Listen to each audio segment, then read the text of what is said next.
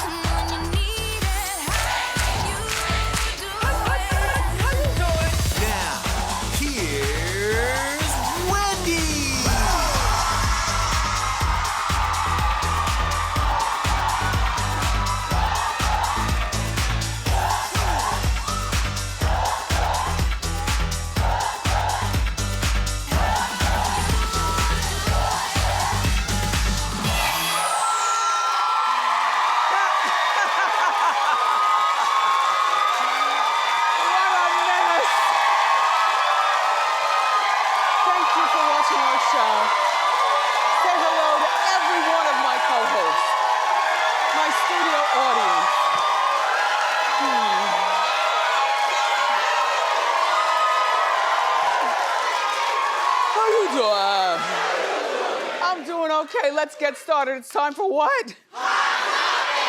Come on.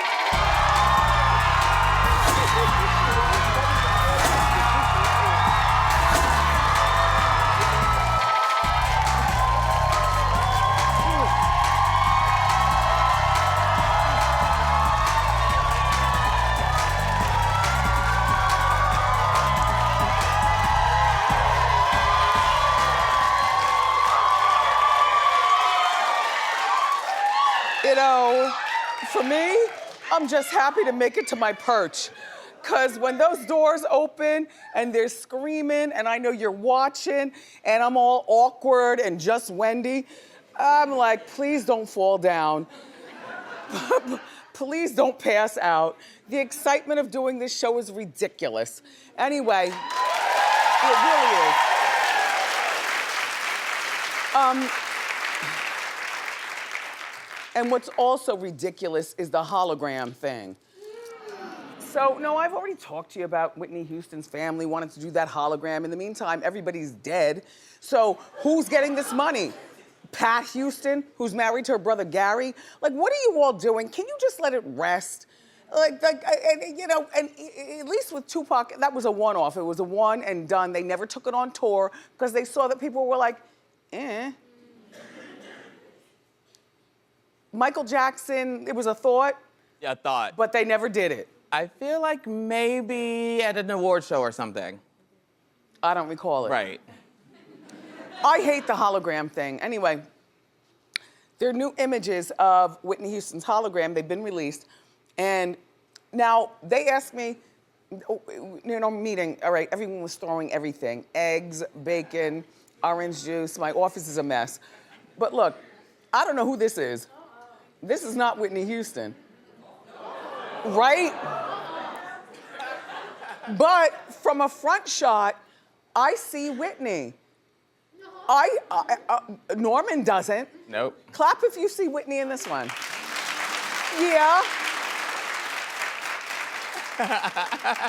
Anyway, it's a tour featuring a band, dancers, and backup singers, including her brother Gary. And no doubt, Pat at the till collecting the money. Clap if you go see this.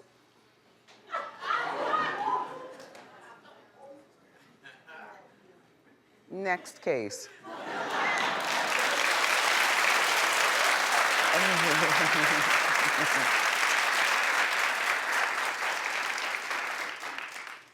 The bigger story is LeBron James' son, Bron Jr., had a piece of orange peel thrown at him while he was playing basketball. Poor boy. You know what? He's only 15 years old. He's a really good player. I don't follow ball playing down that low because there's nothing to look at. You know what I mean. No, I like to wait until they're good and ripe. Then, you know. But here's young LeBron. He's only 15 years old. The game was stopped. Security was called. They removed the person who threw it. That was an orange peel. Norman made a joke in our morning meeting, which nobody laughed at, but then we laughed in our fingers. At least it wasn't a banana. A banana peel, because then he'd slip on it, like Tom and Jerry cartoons. All right, nobody's laughing now. Anyway, but my thought is like, unfortunately, and big LeBron was there. And you could say, well, why didn't dad go in and punch somebody in the nose or punch a parent in the nose or throw the kid down the thing? Because big LeBron doesn't need that kind of trouble. Little LeBron's gonna have to learn how to guard his grill and knuckle up out here. And also, when you go to these children games, a lot of these kids these days, they don't go with their parents. You know, they take the Uber, they have a little allowance, and I don't really feel as though it's a parent's place to get involved in something like this.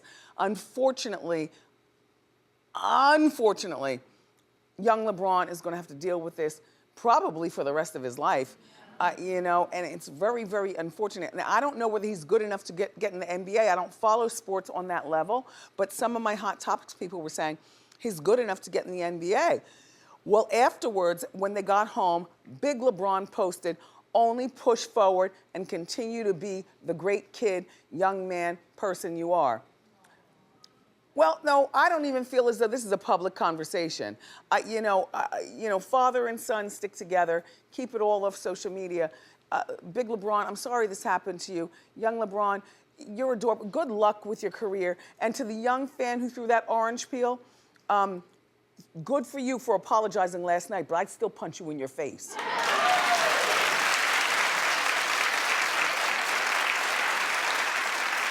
And the killer part is we don't even know the kid who did its name. So you think you got attention, but you didn't get attention. I don't have your picture. I don't know your name. I don't know your religion. Okay, I'm trying to distract.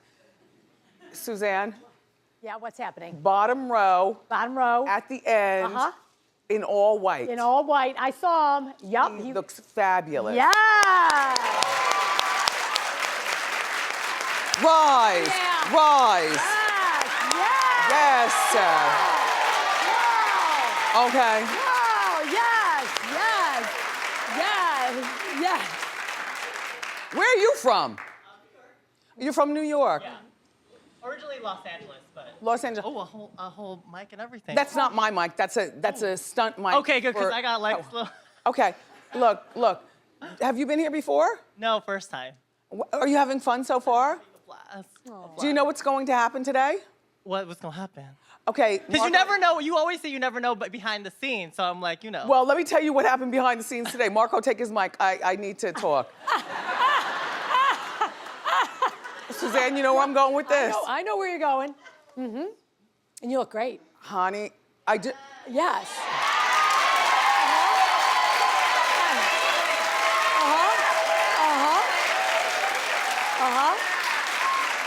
Okay. So this morning, normally I get to the studio like 8 o'clock, 8:30. Like I skid through the door, everybody's pissed, but nobody says anything because I'm just late for no reason. Now I only live up the street, but I'm late for no reason. But we still get out here live at 10. Yeah. No matter what, right? So this morning I got here at 6:30 for a little breakfast procedure. Oh, I was done. Roll the tape. Look at here.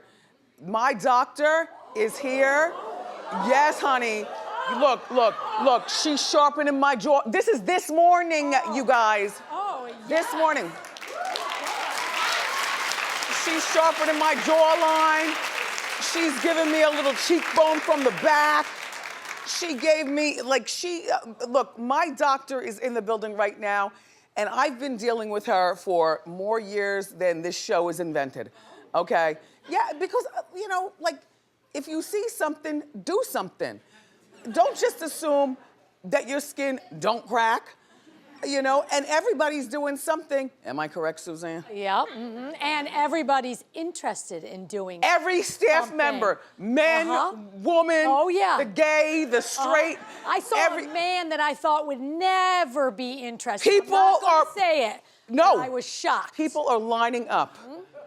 And I gotta Lining tell up. you something. My Dr. Marion is the bee's knees, and I do. And I know you look at the TV, you're like, okay, what the hell is Wendy doing? She talks about the tummy tuck. That's not Marion. That's years ago. Neck down.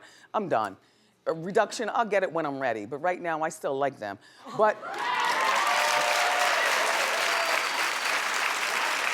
But I've never gotten a facelift. And you know what? If you start staving off stuff at an early time, you won't need a facelift. I got a good old Marion like once every 3 months. And I say, look, I've been staring in the magnifying thing. And then she stares right back. She's smart, she's stylish, she's very, very easy on the eyes. And believe me you, I have no more reason to go to Jersey. And like I said on yesterday's show, you know, I live in New York now. You would think everybody's here. Oh, no, they aren't. I got a little gem in Jersey. Believe me you. And I don't mind sharing with you. I don't mind sharing with you. Or my staff. She's not cheap, by the way. Well, neither was your Gucci bag, so why don't you just lay off the bags and the boots and stuff and spend on yourself? You understand what I'm saying? She gave me some good old sharpened jawline and some glow, and the whole, and my crew, all the guys behind the cameras, everybody's sitting there like, ooh, ooh. They were turning around like girls. I was like, look, beauty is pain. And then you go in and you get on your dress and get out here and do the show. Literally, this was only 4 hours ago. I feel like I'm 35. So she's here, and she's gonna show you what she did for me. She bought, you know, a few of her model people that she's gonna be poking them and doing stuff. But, speaking of fakeetry, oh, you know Kim is not natural. If I tell you I'm not natural, give me a break. You know, but you have to do it tastefully, like me and Kim, allegedly. Anyway, so Kim has a new documentary about prison reform, and this is a really good thing. It's called Kim Kardashian West, the Justice Project. Here's the sneak peek. Take a look, but listen close. There is a mass incarceration problem in the United States.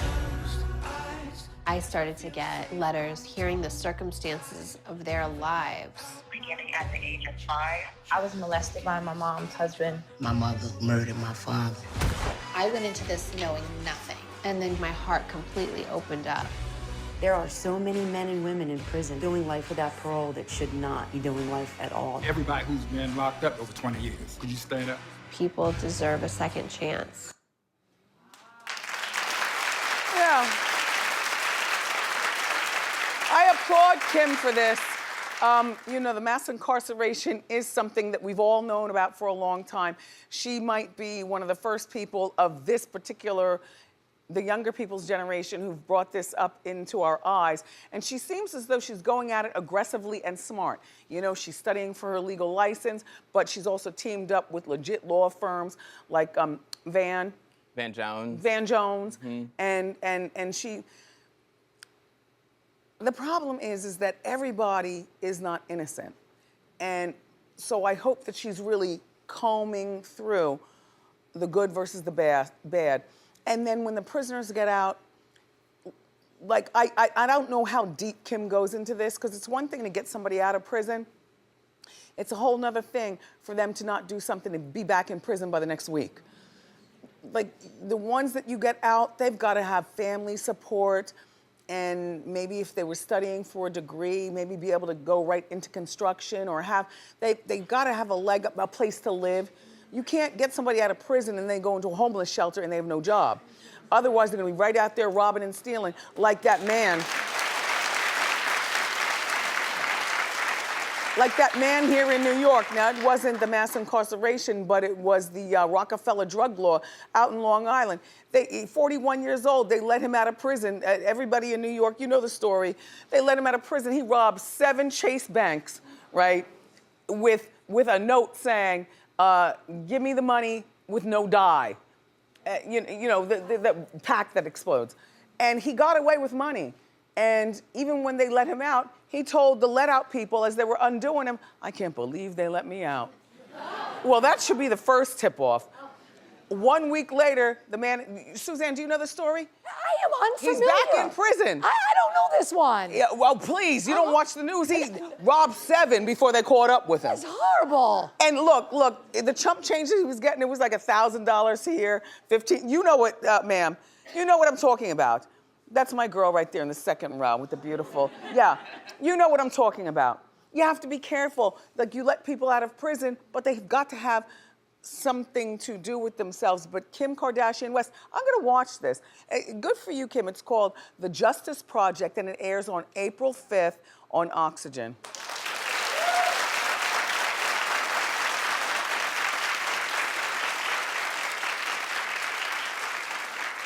I was asking Hot Topics, does my jaw feel numb? No. No, I was eating breakfast potatoes and eggs, and I'm able to form a circle around a straw and sip. I feel fine. That's why they call it a lunchtime procedure. You go during lunch and you go back to work, and nobody knows that you've gotten something done. You don't see bloody marks or anything. And she was sticking me good and long. I had anesthesia, which is the numb part, but she doesn't rub it on your face like a lot of corny doctors. They just rub it on your face and they let it sit there for like an hour before you feel numb. You don't have time for that. My doctor, when she comes out, look, she sticks that anesthesia all in your face. Within 30 seconds, you're like, oh, I can't feel my face. Am I still here? Okay. Anywho. I know my parents are watching, spazzing out, like, oh my gosh, because my parents know that I do things. My mother applauds me. My father looks like, wow, you still look like the same you. Old life never knew anything. Isn't that a peach? No, because she's, oh, old life, please, I got dimmers at my house, the old house. Dimmers, I'd sleep with my back over here if somebody was even there. You know what I'm saying? Go to sleep like this. It'd be a night where I'd go to sleep with my wig on, see what I'm saying? You know, because some of the things leave a little swelling. This that I got didn't leave, but you know what I'm saying? I play it off like this. Old life is learning about this as I'm talking to you. It's been years I've been doing this. Pick a finger.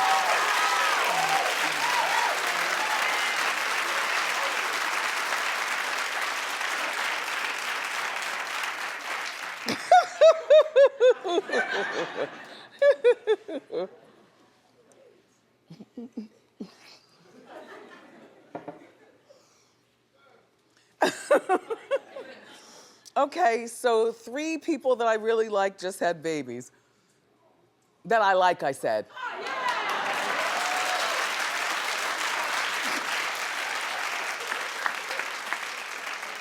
That was a setup over there in the control room. You set me up for that one. All right, so DJ Khaled and his wife are now parents to their 2nd baby boy. This time, they chose not to do a live stream on the Snapchat like they did with the first child. Now, the problem is, and I love me some DJ Khaled, but the first son got so much attention, to me, too much attention. Like, can you please stop? But now the 2nd son's gonna be jealous once he gets old enough to realize, hey, how come my big brother got all the attention, Dad? Anyway, but congratulations, Khaled, and congratulations to your wife. Then, Christina Milian and her boyfriend welcomed their first child. Baby boy's name is Isaiah. Good for you, Christina. And then, our girl Ashley Graham and her husband Justin had a baby boy. So all 3 people had baby boys. Congratulations to you all.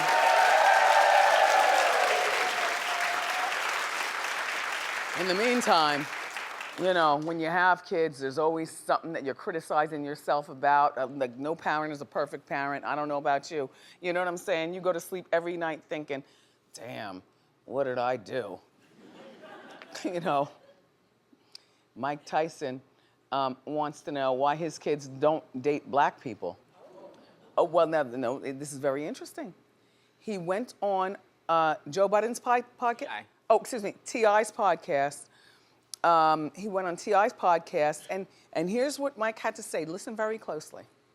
You know what bothers me too? I gotta say, Oh man, let's hear it. Why my kids don't like black kids? My kids don't date black kids. Why is that? Like if I look at my daughter and I see that she's attracted to white guys, and I say to myself, I didn't set a good example as a black man then.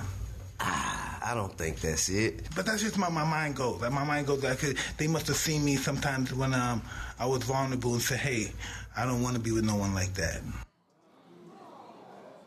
Oh, and this is where, you know, he's not the only parent who says, whatever it is. But in this particular case, I don't think, Mike, this is about you being a bad dad. I think this is about you dropping out, getting into boxing as a very, very, very young man, being dragged up in the streets of, you know, Brownsville, and you not knowing any other way. You got with Gus, you know, he's white. He was like your boxing mentor. You know, if you know a little bit about Mike Tyson, you know what I mean? And then Mike, you didn't really have anything to show your kids after that because you quickly became a wealthy international superstar. So you moved to the biggest houses on the planet in neighborhoods where there are very little or no black kids. You sent your kids to private schools because now they're Tysons. They don't know anything but being a Tyson, a father who's famous and a wealthy father. And you didn't grow up with the know-how to bring them back and show them, like, you know, it's not like you're a frat man. Like if you were an alpha or a Q or something like that, you would have other examples of black kids because then all the kids play together. You know, if you married a woman who was a lynx or, you know, something like that, but you didn't know anything about that. Like you were raised an animal, basically. I mean, I don't mean that in a bad way, Mike. I just mean that this is not your fault. I like that he talked about it. It's probably too late for his kids now, but, you know, love is love, but maybe by him talking about that, it's an example to all of us. I know I grew up around all white people, okay? But my parents at least had the background and the know-how. Like I had plenty of black friends. They weren't in Ocean Township, but they were in Neptune and Asbury and Long Branch. They were in Montclair. They were in New York. And my parents went out of their way to drive us to these places where they were also friends with the parents of the kids. So even though I grew up in a white town, I had a very salt and pepper young life. But you don't know that unless your parents know it and go out of their way to make sure that you have it. So shout out to the Tyson kids and shout out to Mike. And guess what? We've got more great show for you, everybody. Yeah! Up next, our actress friend Tia Carrere is here. So grab